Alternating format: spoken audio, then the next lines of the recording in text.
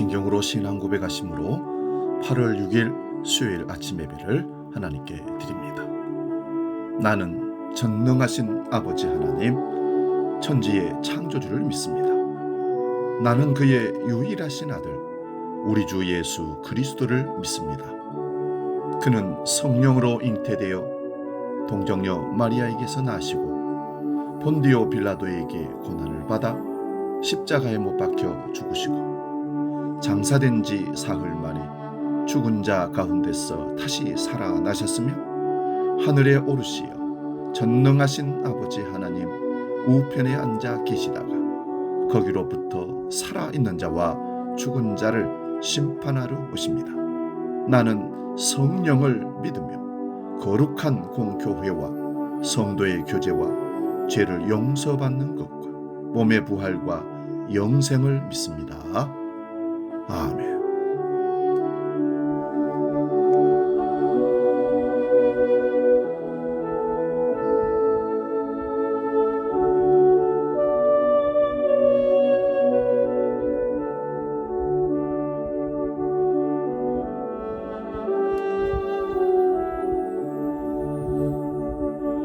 찬송가 360장 행군 나팔 소리에 함께 찬송합니다.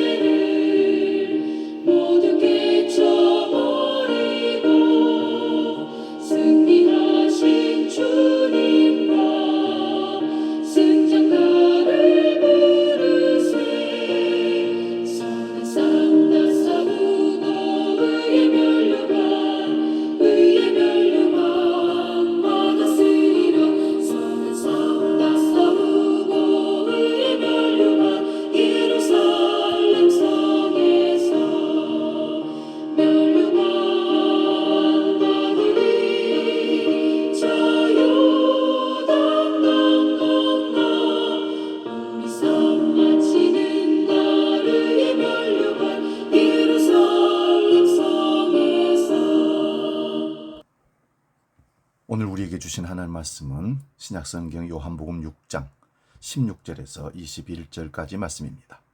신약성경 152면에 있습니다. 요한복음 6장 16절에서 21절 봉독할 때에 살아계신 주님의 음성을 들을 수 있기 바랍니다. 지금 봉독합니다.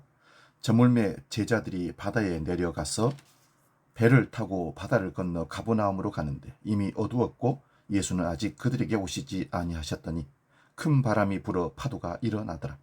제자들이 노를 저 10여리쯤 가다가 예수께서 바다 위로 걸어 배에 가까이 오심을 보고 두려워하거늘 이르시되 내니 두려워하지 말라 하신데 이에 기뻐서 배로 영접하니 배는 곧 그들이 가려던 땅에 이르렀더라.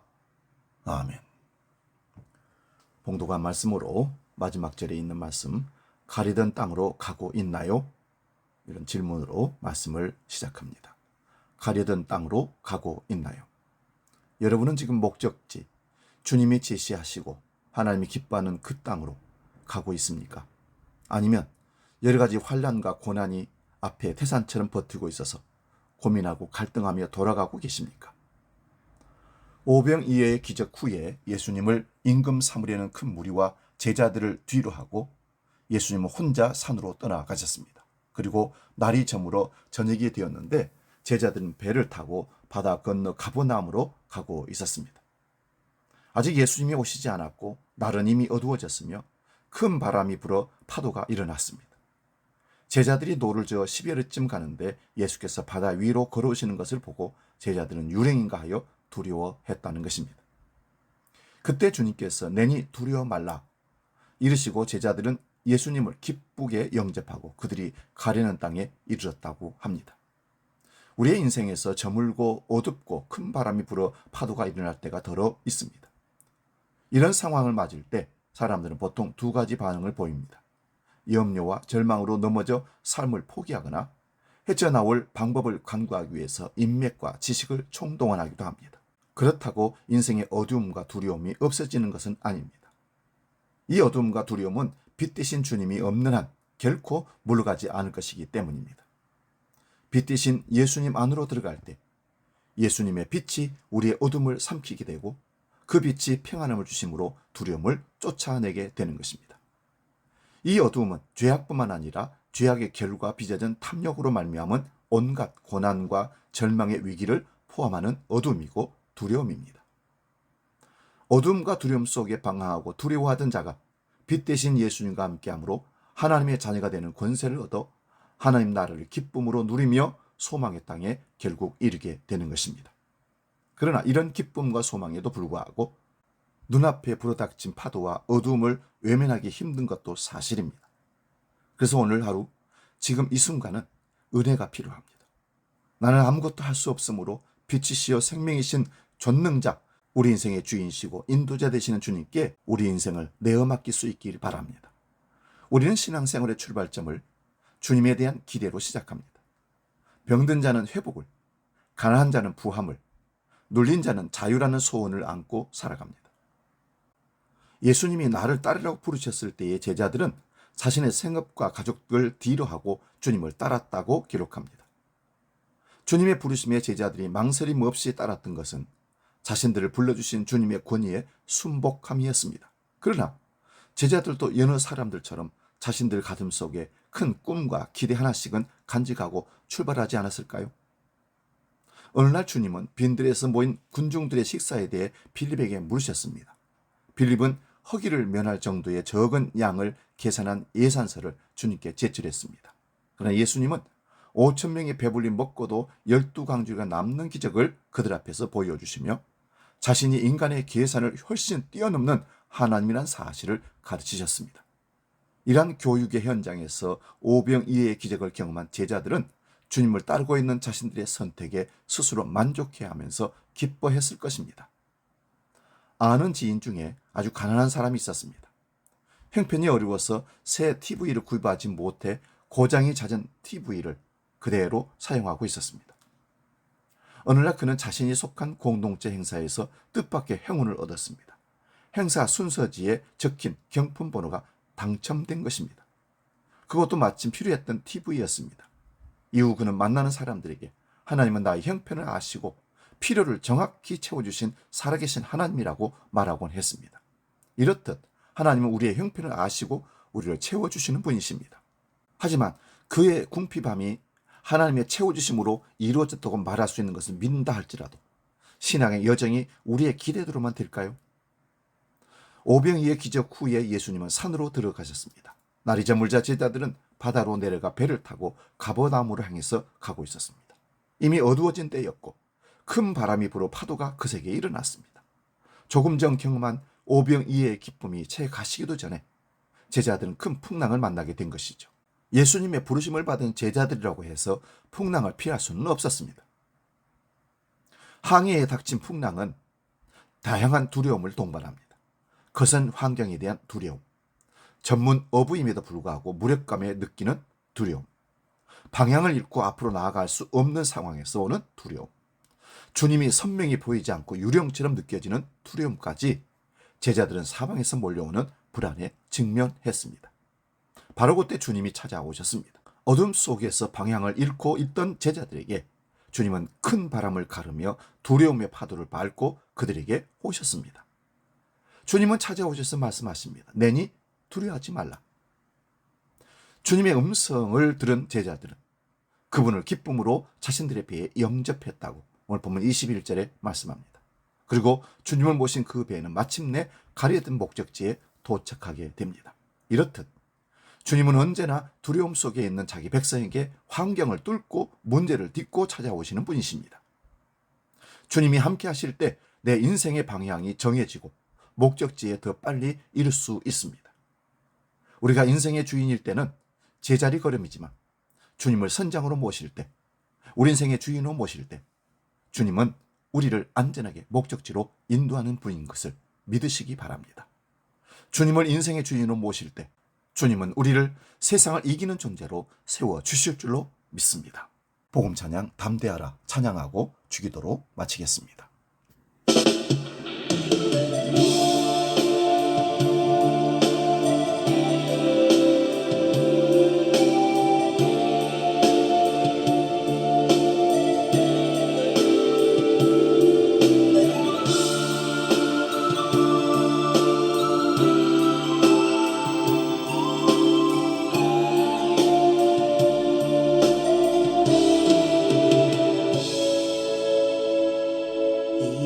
이것은 너희에게 이름은 너희로 내 안에서 평안을 영원토록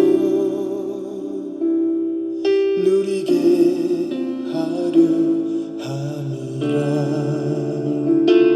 이것은